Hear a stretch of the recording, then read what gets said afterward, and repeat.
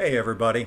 As you can see, I have my dead cat microphone cover here. That's so when your S's come out, you don't. So that's why I have that. So if you see that floating around, no, it's not on my chin. See? So, guys, today's episode is going to be one that everybody should pay attention to. These are the critical things that we talk about in our trade. And you're saying, well, what the heck is that? What qualifies for a life settlement? What do you guys look for? Okay. Well, if you're advising a client, there's two real main factors that need to be considered, and you can't judge one without a little bit of work. Now, one of them is, quite honestly, how much is the policy going to cost? And normally you want an illustration that goes to age 100 with level premiums with $1 cash value at the age 100. Now, not every carrier will do that, but there are ways of doing that. Sometimes if there is interest, sometimes we can customize those illustrations to look better. Again, that's the cost of maintaining the policy. So if you're over here and you're working, trying to figure out the best numbers, lower is better. Okay, so the lower the premiums, the more likelihood we might look at this having more value. Now that's number one. Okay, very, very important. How much is this thing going to cost that investor moving forward through the years? Number two, a little more complicated. All right, complication is simple. We got to do some medical records review. We may have to go out and buy a life expectancy from one or two companies. By the way, if anything's going to be purchased, 90+% of the time you have to have a life expectancy done. These are done by outside companies. The two big boys in the trade is a company called 21st Services. They've been around since I've been around in this business. And another company based out of Atlanta called AVS. Medical underwriting is expensive, quite honestly, so a lot of times we won't buy it if we feel that there isn't an opportunity to sell the file. But if there is an opportunity, obviously we will make that investment. Agents will make the investment. It's $500 to $600. I also have another company that I recommend to people. It's called ISC. ISC. And it's owned by a couple guys that I know very well in the trade, and I recommend that people start using their underwriting if they can. So I would sit here and say that we look at all the medical records. If the client has health issues, I hate saying this because it's kind of an ugly thing to say, but we're trying to get money for your client.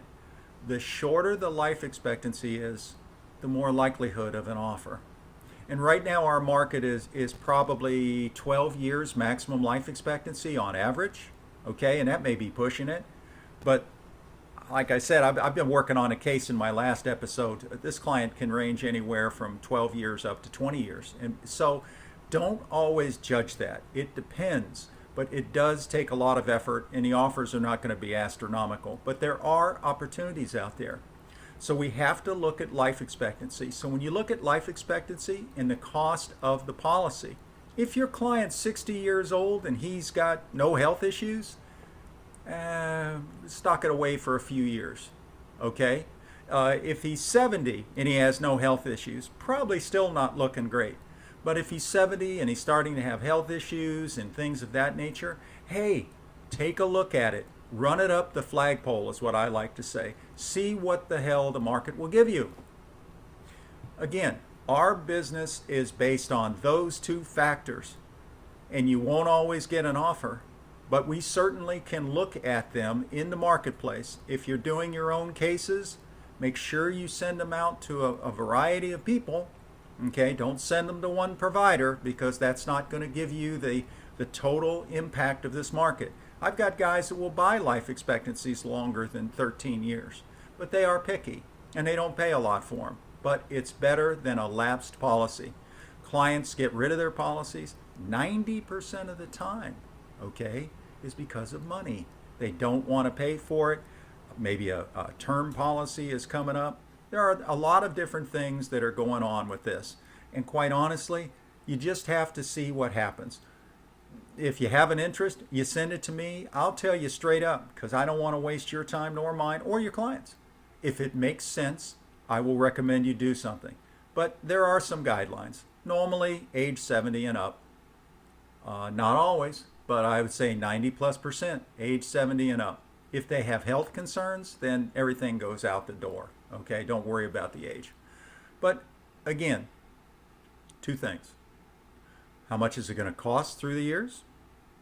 And what is the estimated life expectancy of the client? One of them you can do if you're the agent. The other one, you have to depend on somebody else doing some work for you, or at least seeing what the market will bear. Thank you, guys. Hope to see you next time. Life Settlements 360. Take care now. All right, last time I showed this is my little Bluetooth clicker so I can shut the video off. So we'll see you next go around, guys.